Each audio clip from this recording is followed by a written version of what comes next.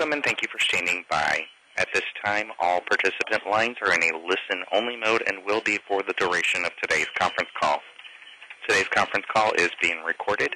If you have any objections to this, please disconnect at this time.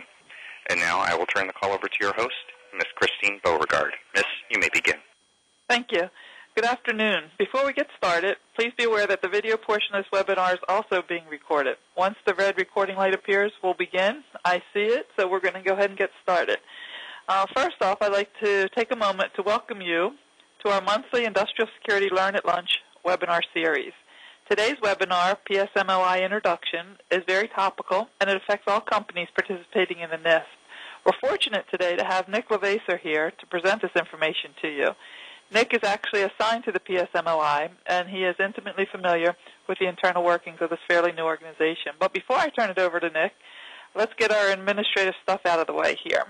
We'll start with some introductions. For those of you who aren't familiar, my name is Christine Beauregard, and I am one of the Industrial Security Curriculum Managers here at CDSE.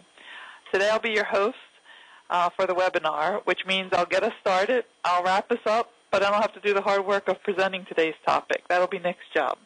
Working with me in Lincecum are our producers, Linda Adam and Rachel Mojo. Linda and Rachel are instructional system designers here at CDSE, and they'll be working behind the scenes to keep us on track and on time. Just to make sure everyone is able to participate today, we have a few basic webinar instructions that Linda Adams will lead us through. Linda? Thank you, Christine. All right, let's take a tour of our DCO meeting room to start. In the bottom left-hand corner, as marked with a green arrow, you'll find a notes box. This lists the call-in number and any other announcements. If you are disconnected from the audio, this number will remain on the screen for your reference. It also includes the passcode for you to use. Also on the screen, you'll see our notes regarding using the full screen. If you look at the gray banner at the top of your screen, you'll find the full screen option there. However, remember, when the poll questions appear, you must select full screen again to return to the normal view in order to respond to the poll. Additionally, you'll find a file share box in the location indicated with the yellow arrow at the bottom of your screen. There's a scroll bar on the side if you can't see all three of them.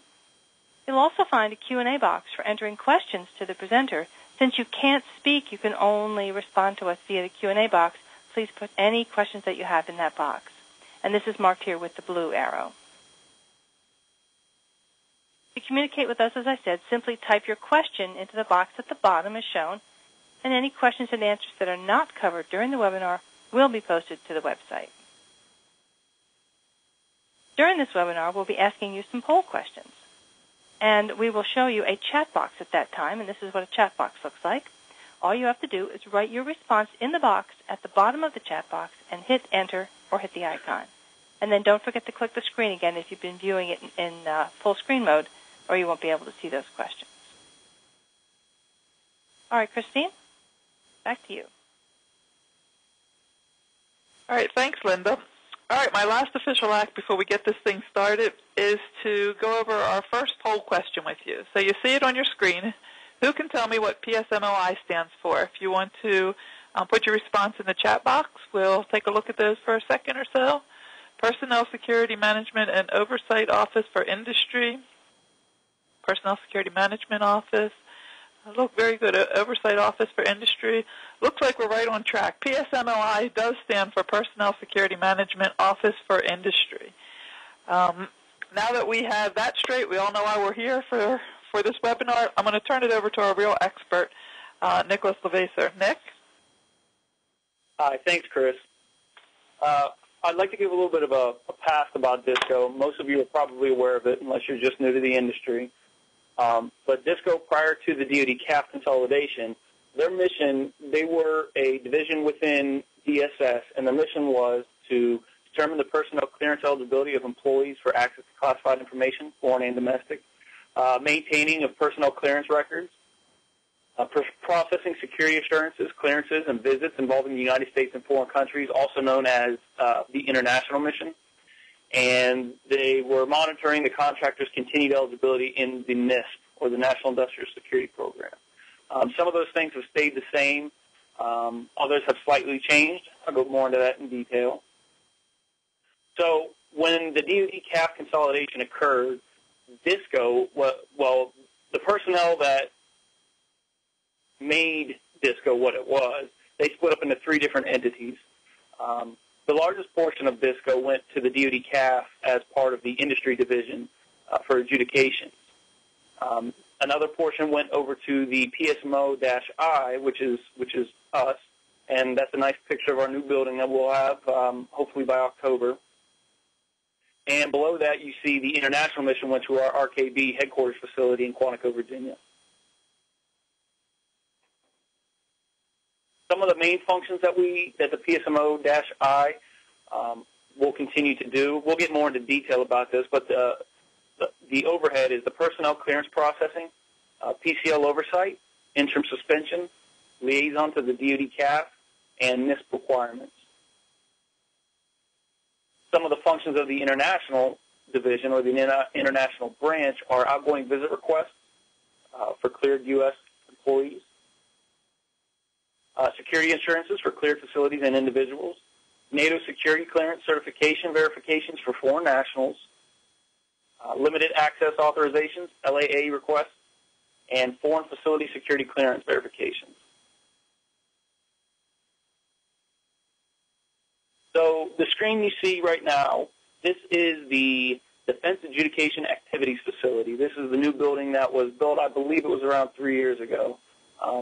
Previously, it housed all of the boxes that you see in green as separate agency and separate divisions within those agencies. It housed all of them, and that was WHS CAF, Joint Staff, Dco, Doha, AFCAF, Army CCF, and the Navy CAF. Well, on January 27th, those all combined to create the DoD CAF, which is the DoD Central Adjudications Facility. So now they're all considered as a DoD CAF. You will no longer see any eligibilities posted in JPAS from Army or from AFCAF or from Dco. You'll just see the DoD CAF made the adjudication. This was originally consolidated so that all adjudication functions were under the same facility, and at the same time the PSMO broke out. What we tried to do was take out any administrative functions and bring those over to the PSMO-I while leaving the adjudicative functions with the DoD CAF. Some of the agencies that did not fall into the CAF consolidation are DIA, NGA, NRO, NSA, and Doha due process.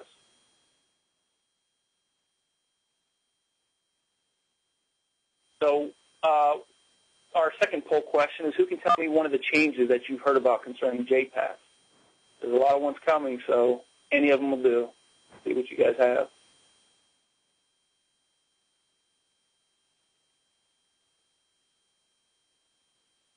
Okay. New SY. Getting replaced. New system. Okay. Call center. It will be called something else. Contact information. Help desk move. All right. Those are all good. Those are all very good answers. So, call center changes. The SSR no longer used. Okay, we'll actually get into most of these within the next few slides. I appreciate your answers. Some of the ones on the 27th of October 2012, the industry users will notice that the eligibility shows is adjudicated by the DoD CAF and JPAS. Again, no longer will you see Dco or Doha. You're just going to see that DoD CAF. That's for all SCI as well as collateral. When you're in JPAS or when you're in JCAVs and you want to select an action to send to the CAF, you can no longer select Dco as the routing method. You're going to have to select DoD CAF-Industry. And this is for RRUs, incident reports, any of those actions. You also want to be aware not to select the collab CAF. That's been in JPAS for a while, and that box is not monitored. So just make sure you never select the collab CAF. Always select the right CAF you want it to go to. JPAS and DSS announcements will be posted as changes occur. You can find some of the announcements on the DSS.mil webpage, and you can also find some more on the Dmdc webpage. And we'll have those resources for you at the end. Another major change is that Industry Division A, which was previously Dco, and Industry Division B are merging into a single industry division projected to be October of 2013. What does this mean for industry? Well, right now there's currently an 18 to 24-month time frame for DOHA adjudications. So if DSCO did not make the adjudication, they had to refer it down to DOHA, the Defense Office of Hearing and Appeals. You're looking at an 18 to 24-month time frame. Well, with the merger, that time frame should be significantly reduced, as well as any backlog that they might have. So if there's a subject that's currently in DOHA, hopefully those will get through a little bit quicker now. We also have international visit requests and security assurance moved to DSS.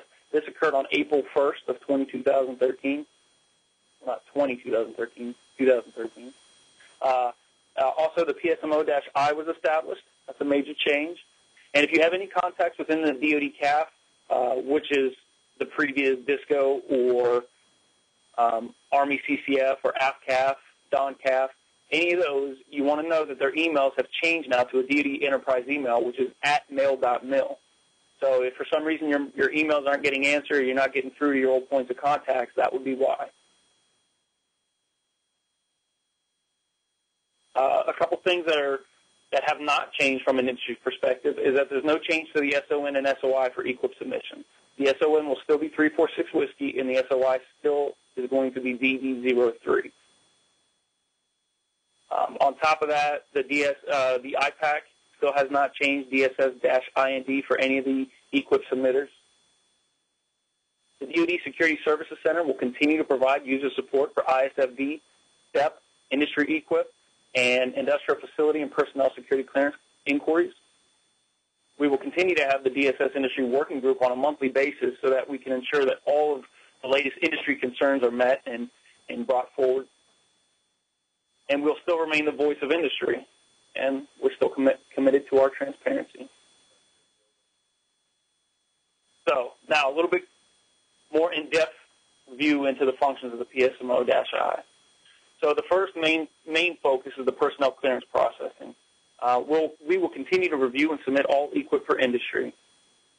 We're also working all of our channels of communication for the e-fingerprints. If you go to the www.dss.mil webpage, you will find an e-fingerprint guide with several options that industry can use before the mandate for the e-fingerprinting occurs. And I won't give you that date until later because that will be a question. As far as PCL oversight, we will ensure that all KMP and personnel actions are timely and will maintain a high level of oversight so facility clearances are not unnecessarily interrupted. The interim clearances, we will maintain oversight over those. As far as PCL eligibility and access, any issues that industry sees out in the field, we will try to keep those as well. Interim suspensions, we will provide all interim suspension requests to the directorate in a timely manner to ensure a limited level of access for the most severe incidents. DSS still maintains the interim suspension authority. We're also the liaison to the DoD CAF. We will continue our close relationship with them to provide proper handling and guidance for any industry concerns. We'll maintain our overdue PR listings. Our data management, we are working with Dmdc to correct most of the data that's in JPass for industry. We're also going to maintain the NISP requirements. What that means is that we'll ensure that industry unique requirements are captured for all future IT systems that affect industry. Some of those systems are DIS, the CATs, ISFD replacements, EQIP, anything that will affect industry in the future as far as personnel clearances goes or facility clearances, we will still be the point of contact. We'll also maintain the SF-312, the non-disclosure agreements, storage as the Cognizant Security Authority, and we will still be reviewing and approving or sending back for corrections those 312s, as well as the customer support. So the first thing you notice is the non-disclosure agreement. Recently, we've come out with some new guidance that's posted on our website. Previously, we had requested that all 312s non-disclosure agreements were mailed to us. Now we're allowing them to be faxed to us at 301-833-3942. That is the preferred method. We will have a future method as well, which is going to be through the DIS portal, or also known as the CATS portal. What that means for industry is you will be able to log into the portal, and you'll be able to upload that 312 and send it directly to us in a secure environment. Once we review the 312, if we approve it, it goes into our system of record or system of storage, if we have to reject it for any reasons or if we have to send it back for revisions, then it will send it directly back to the FSO that submitted it with the reasons for the revisions. All right. So the next one is the JPAS Data Quality Initiative 597. There's several data quality initiatives that occur, and they're continuing to occur. The DQIs, what they are is they increase the level of control over secure information. They increase database performance due to the number of records removed or affected from key database tables, and they establish a higher level of data integrity. This is ran through Dmdc, and they do send us a report concerning anything that has to do with industry. So if there is a cleanup required or a cleanup involved, they send that over to industry, to the PSMO-I. We take a look at it and determine how it will affect industry, and we try to make suggestions as we can. But the goal of this is to clean up the system and to make the system work better for everybody. What you need to know about the 597 specifically is that it was designed to correct errors or correct records where there was no owning or servicing SMOs, to correct records where there was a separation date but the access was still present, so if they weren't removed from access properly. And finally, it was done to when there was access that was higher than the level of eligibility. For example, if the subject had a top secret access but they only had secret eligibility, this addressed those concerns as well. So it also lowers the risk level for industry. Some things that you should do for all of the future data quality initiatives is to continue to monitor JPAS for any future DQI information. Those are on the DMDC webpage. As well, you can submit an RRU if you think there was an error in any of the auto debriefs or any record changes that happen. Go ahead and submit an RRU to the DoD CAB-Industry, and we will review those records and try to make the changes. And this is all occurring in the JPAS system. You can also find more information on all DQIs as they're conducted on the DMDC webpage. All right, next poll. Who could tell me the date for the conversion to the e-fingerprint system? Currently a hot topic. Oh, everybody. Look at that. Okay. Most of you are right on target. Actually, probably all of you are right on target. So what we're looking at for the e-fingerprint system, the conversion, is on 29th of July, 2010, Undersecretary of Defense passed down a mandate requiring the DoD to submit all fingerprints electronically by December of 2013.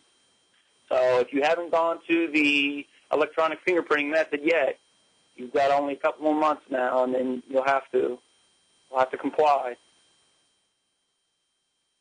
And if you need information regarding e-fingerprints or some of the options that you have, depending on the size of your company, you can visit DSS.mil website, and there is an e-fingerprinting guide. And we will also have that in our resources at the end of this presentation.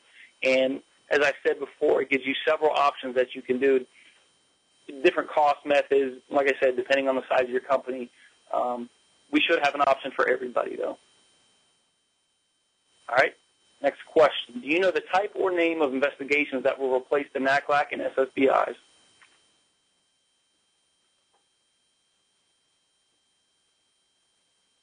All right. Yes, Stephen, it is changing too. Okay, so some of you have it. Correct. It is the Federal Investigative Standards, and it will be the Tier 1 through Tier 5. These will replace the NACLACs, SSBIs, MBIs, all of those investigations. And this will require a 5-year secret PR. More information will be forthcoming about that. It's currently in the work. It's also known as continuous evaluation, if you guys have heard about those as well. For interim clearances will require a favorable fingerprint result prior to an interim clearance being granted. As well, the interim eligibilities will only be valid for 12 months. They can be extended up to 18 only with a compelling need request. Again, more information will come out about those prior to us going through with that.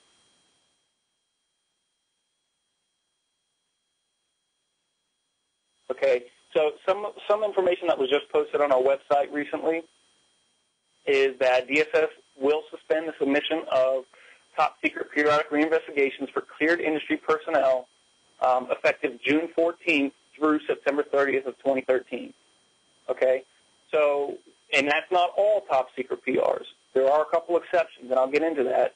The first one is that requests for initial personnel, security clearances, and secret PRs are not affected by the suspension. This is only top-secret periodic reinvestigation. All right, some exceptions are that if the PR for top secret is for contractor personnel identified as a key management personnel or KMP, we will still process those.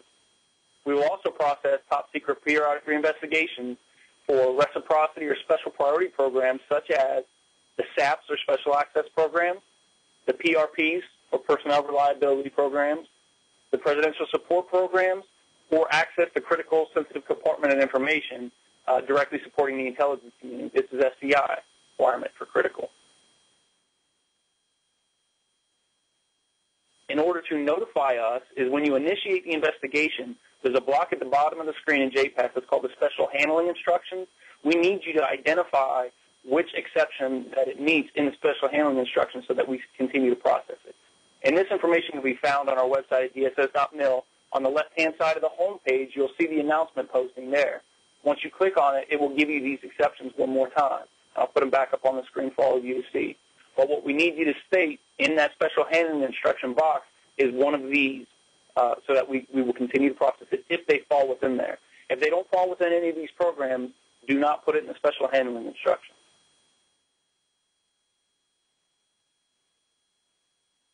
Okay. The next bit of information we took from the Dmdc webpage, and that is the Dmdc Customer Contact Center that was created and stood up on June 3rd of 2013. What that means for industry, and we also still do have the DoD Security Service Center. Some of the functions have moved, though, and you'll see on the screen right here, Dmdc is going to be taking inquiries for anything that involving JPass, SWIFT, which is a secure web fingerprint transmission system, non-industry equip, DCII, and general personnel security inquiries. Those can be handled by the Dmdc Contact Center. The phone number is up on the screen, 1-800-467-5526, as well as the email and fax number. Those will be also presented at the end of the presentation under resources.